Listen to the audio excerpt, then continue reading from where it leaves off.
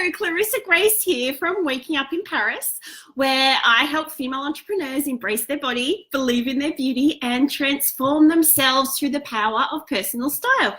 Because there is nothing so powerful as a woman who believes she is beautiful. Now, today's live is a little bit more of a vulnerable one for me. Usually I don't share publicly until I have whatever it is that I'm talking about all figured out in my own head, right? I feel like this is a topic that I'm still working through, and it's a topic that I'd love to work through with you. And it's the difference between glamour and beauty. It's the role of glamour and beauty in the lives of women, particularly in the lives of female entrepreneurs, because obviously they're the women who I predominantly work with. The difference being that glamour is a temporary thing and that beauty is a lifelong thing, even, depending on your beliefs, an eternal thing. Glamour is knowing how to dress for the camera, what to wear that makes our tummies look flatter, not fatter. I'd be a terrible stylist if I did that to you. It's what colors to wear that look best on your skin tone. This is glamour. Beauty is far deeper than that. It's an expression of all the things that make you who you are, that make you unique, that make you beautifully you. It's your favorite flower, the wallpaper on your best friend's bedroom, the dress you never took off, the book you loved apart, it's your grandmother's pearls. Glamour is wearing a gorgeous pair of earrings because they cost X amount of dollars and you saw them in Vogue. Beauty is selecting those earrings because they reflect something deeper and beautiful inside of you, because they are the color of your great aunt's tea set that you used to love drinking when you were a little girl, or because they remind you of an artwork you could never take your eyes off. They tell the story of who you are so that you can build trust and relationship and magnify the message you were born to tell, rather than copy the message Vogue is telling you to tell. Does that make sense? Glamour is an outside thing. Beauty is an inside thing. Glamour is the band-aid. It's the temporary fix. Beauty is lifelong. It's forever. It's something we've been designed to desire, to chase, to live. I'd really love to start a conversation around this because I'm just wrestling with a few things around the idea of beauty and glamour. And I'd love to hear your thoughts about how beauty and glamour can work together. And I want to know what they mean to you and the roles that you want them or don't want them to play in your business. Okay. Oh, hello, Cynthia. Hello, Teresa, Jolene, Leah. Oh my goodness, Leah. It's been so long, darling. Hello. And my beautiful Nicole. Hello, ladies. Thank you so much for being here. So today I want to pull apart the idea of beauty and glamour. Okay, so please, I want to hear this from you. I genuinely want to hear your thoughts. I want to know where you agree. I want to know where you disagree. I want to know when you're not sure, when you're wrestling with this stuff yourself. And I want you to ask the questions with me. Okay, so let's do this one together. All right. Now, I was given a book recently by one of my beautiful subscribers, and it's called Divine Beauty, The Invisible Embrace, and it's by John O'Donoghue. And there is a quote in the first part of that book that I love and wrestle with all at the same time. And it says this. Let me just get this up here. Okay, so it has become the habit of our times to mistake glamour for beauty. Beauty is not glamour. Most of what the media, the fashion world, Hollywood, the art world has to offer is glamour. Glamour is highly fickle and commercially driven enterprise. It appears and then it disappears. No one ever catches up to glamour. Glamour has but a single flicker. In contrast, the beautiful offers us an invitation to order, coherence, and unity. And when these needs are met, the soul feels at home in the world. I would love to hear what you girls think of this. Like, please just give me your feedback in the chat. Give me your hearts if you agree. Yeah. Now, I know many of you know my story already. I owned a bridal couture label called Clarissa Grace in Sydney, Australia for about 15 years. It was a very well-established Australian brand, and we were right on the edge of exploding internationally. But then my dad unexpectedly and shockingly committed suicide, and then 2 weeks later my middle son passed away with undiagnosed heart disease. Now, this was in 2009. Obviously, this is an incredibly short version of this story. I can give you the full version if you'd like to read it. So just put the word story in the comments and I can circle back with you, back to you with just a link to my full story. But anyways, after a whole world of stress and tears, I decided to close my business down. I just wanted to give myself permission to fall apart, permission to grieve. I wanted to live in my pajamas for months on end. I wanted to feed my kids toast, you know, and you know, a little while after that, we fell pregnant with our fourth baby, our miracle little girl. And a few years after that, when she was old enough to start preschool, I started feeling ready to launch a new business again. Now, I hadn't worked over this whole period of time, so I think it was about 4 years in total where I hadn't worked. And everybody in my life was like, oh, you have to set up Clarissa Grace again, you know. But there was just something inside of me that didn't want to do it. I didn't want to go back to doing what I'd always done before my dad died and my son died and my world had fallen apart, because I wasn't the same girl anymore. And I didn't want the same business. I wanted a business that just wholeheartedly reflected my expertise and my gifts and my talents and all those good things. But I also wanted a business that reflected the deeper, rawer side of who I'd become because of the tragedy I'd experienced. Okay, and it took me a really long time to figure out what that was. It was a huge wrestle for me. And I actually wrote an article for a Meet Setty's company, Growth Lab, about that entire process. It was called Why It Took Me 6 Months to Find My Business Idea. I wrote about how incredibly infuriating a process it was, just about the tears and the triumph, and people loved it, you know. Like, I think as entrepreneurs, we relate to that. We relate to that frustration and to that need to do something, you know, powerful in the lives of the people that we want to work with. But also to create something, obviously, that's profitable for us, because that's the reality, right? Like, we need to be bringing in money for our families. We want to be able to give. Like, these are all things that are really good things. Anyway, I had heaps of people reaching out to me because of that article. Now, oh, hello, Keita, Darcy, Rachel, Rob, hello. Thank you guys for being here. I love it.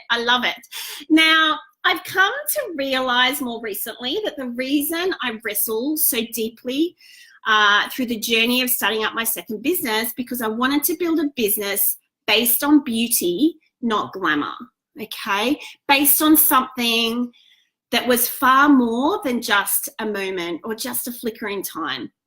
I spent 15 years of my career building a business based on glamour. I designed hundreds of wedding gowns. I dressed hundreds of brides. I dressed models. I dressed celebrities. I did TV, movies, red carpet events. I lived and breathed glamour. And honestly, I loved every moment of it. And I don't want you to hear me for a second saying that there is something wrong with that, because I do not believe that there is anything wrong with that. I feel like that was a beautiful thing and a good thing for the season that I was in. But, you know, when it came to a time when I was ready to launch my second business, I'd had all this tragedy, and I wanted something more than that, something deeper than that. I wanted to be able to help a woman transform more than just her outsides. I wanted to help her transform her heart. And at first, I didn't think it was possible for me to be able to achieve that through personal style. Like, I had people kind of saying, oh my gosh, you should be a stylist, you'd be incredible, blah, blah, blah. And I'm like, yeah, I don't know. It kind of felt a bit vain, a bit shallow, a bit materialistic, you know. I don't know, I just wasn't excited about it. But I came to realize how wrong I was about that. And I went through the process of doing hundreds of immersion interviews with dream clients. So the types of women that I really wanted to work with, which were entrepreneurs, because they are women, number one, that are born to be leaders. They are here to make a change in the world. They are driven, they are creative. And these are the types of women that fuel me, that inspire me, that make me feel passionate, you know, about my life. So they're the women that I'm talking to, but I'm seeing these women cry over their beauty, over this beauty that they long for, and they can't quite pinpoint what that is, you know, and I'm seeing their brokenness over and over again. And I realized that personal style and personal branding was exactly what I wanted to throw my heart into, because it was never just about the clothes. And by talking to women, I realized that it wasn't about the clothes, it wasn't about the glamour, it was about their beauty. And that was the moment where I'm like, this is what I want to dedicate my life to. And that's when Waking Up in Paris was born. So like I said before, you can read, I do have an article on that process that I went through. So if you would like to read that too, you can just pop the word article in the chat and I will swing by and get that link through to you. Now, I have built my business on a foundation of beauty, because I know that beauty is what we need, that beauty is what heals us, that beauty is lifelong and eternal. Girls, like, beauty is poetry, okay? Beauty is grace. Beauty cracks us open. And as Leonard Cohen said, it is through the cracks that the light gets in. Beauty points us to something that is beyond ordinary. It's beyond everyday, because it's sacred. Beauty wakes us up and it shakes us out of our indifference, out of our jadedness, out of our, you know, out of just being cynical and frustrated. Cynicism disappears in response to overwhelming beauty. One of my favorite quotes is by Cheryl Strayed from the book Wild, and it says, there is always a sunrise and always a sunset, and it's up for you to choose to be there for it. Put yourself in the way of beauty. Now, you can do this in 1,001 ways. You can put yourself in the way of beauty. You can listen to beautiful music. You can light candles. You can eat macarons. You can wrap yourself up in cashmere. You can gaze at the ceiling of the Sistine Chapel. And you can dress yourself in clothes that speak of the beautiful truth that you are, because you are what you surround yourself with, which is why I teach my clients to surround themselves with beauty, because beauty will always transform the deepest part of who we are. And that's what we need as female leaders who are put on this earth to bring change and transformation and healing, right? Like, we are here for that purpose. We need to be beauty before we can give beauty. Okay. Oh, Nicole, I've been listening quietly because my hands are busy. Darling, you listen, I am so one to be doing 1,000 things while I'm listening to Facebook Live. So please never apologize with that. Charlie, I love seeing your face. You are such a breath of fresh air for me. So girls, I'm sure you can see the passion I have for beauty, but I think because I focus so much on that passion, because I know how crucial beauty is, I've realized that I've forgotten glamour in the process. And this is the bit where I want to hear from you. I've been wrestling with this stuff, and I just want to know honestly what you need without it being about all my own stuff. You know, like, I carry stuff, we all carry stuff, and I just want to hear what you think. Alrighty, I want to help you and love you and serve you with where you're at right now. And I think I've been giving glamour a bit of a bad rap, because I associate glamour with the media, with the fashion world, with Hollywood, and with any other thing that appears and then disappears moments later. So glamour is a flicker in time. It's temporary. It can't survive, which is why I haven't focused on it so much in my business. But what I am wondering is that although glamour may only be captured for a small moment in time, it can still lead to something deeper, something that's longer lasting, okay? And that's when things start to get exciting for me. So I've realized that the reality is that as entrepreneurs, we need glamour. I'm wondering, do you agree or do you disagree? I really want to hear from you about this.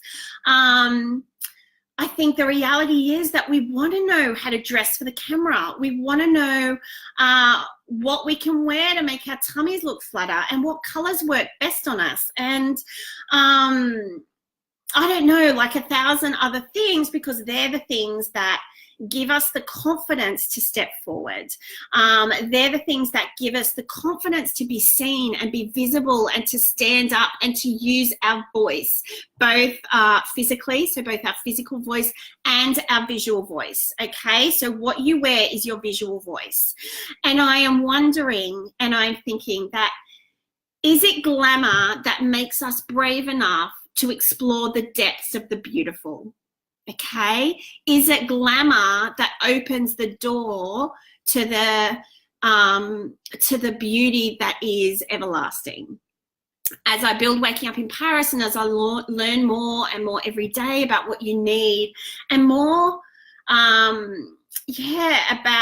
the areas of your business that you're struggling with, I am becoming more convinced of your need for me to balance beauty and glamour together. So I want to hear from you. Alrighty, so I don't think you did. For me, beauty is glamour. Okay, so that's what Charlie's saying. Glamour is chic and internal. I feel like carrying yourself with confidence and grace makes a person beautiful. Surrounding yourself with your favorite things creates beauty. I completely agree, Teresa. I do like to put on glamorous makeup looks. Oh, I love hearing from you girls. Leah, I think I tend to be quite practical, but I do love beauty and glamour too.